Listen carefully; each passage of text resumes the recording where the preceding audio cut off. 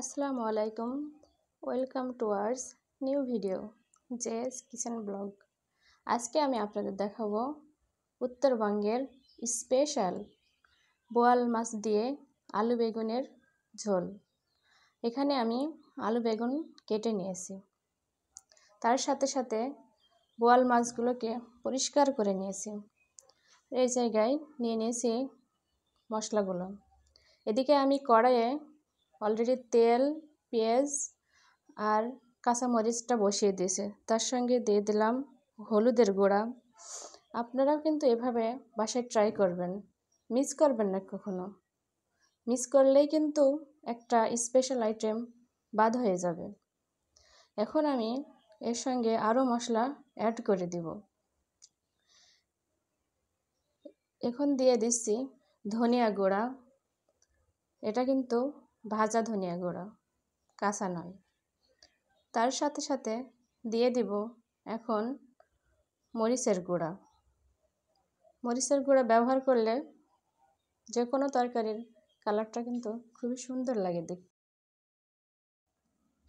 আপনারা কিভাবে রান্না করেন জানি না, কিন্তু এভাবে রান্না করে দেখতে পারেন, অবশ্যই স্বাদ হবে।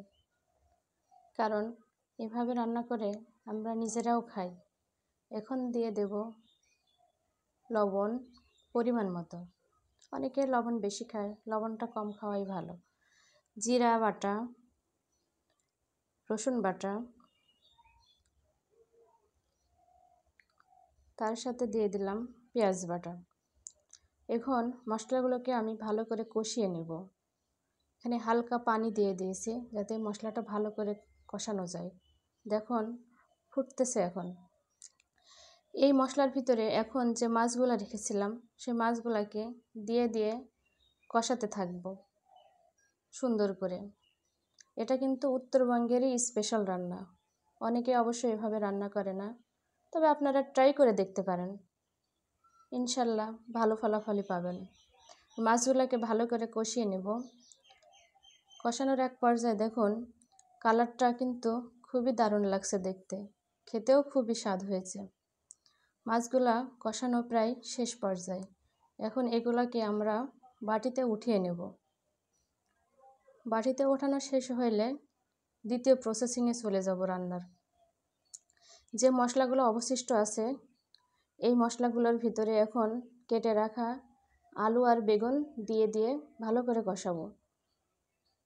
দেখুন কালারটা কিন্তু এখনও আগের মতোই সুন্দর আছে, একটু পরিবর্তন হয়নি। গন্ধটাও কিন্তু সেই বেরোচ্ছে। হালকা পানি দিয়ে আলু বেগুনটা সিদ্ধে বসাবো। আলু বেগুন সিদ্ধে হালকা হয়ে গেলে যখন ফুটে উঠবে সেই সময় আমি যে মাছগুলোকে কষিয়ে রেখেছিলাম সেগুলোকে ঢেলে দিব। ঢেলে দিয়ে এখন মাছগুলো প্লাস আলু বেগুন সব কিছুকে সিদ্ধ বসিয়ে দিব, ঢাকনা দিয়ে রেখে দেব। এখন দেখুন তরকারির কালারটা কিন্তু খুবই সুন্দর লাগছে, সুস্বাদু একটা গন্ধ বের হয়েছে। ধন্যবাদ সবাইকে। আমার ভিডিওতে বেশি বেশি লাইক, কমেন্ট এবং শেয়ার করুন। তার সাথে সাথে যারা নতুন তারা আমার চ্যানেলটিকে সাবস্ক্রাইব করুন। আল্লাহ হাফেজ।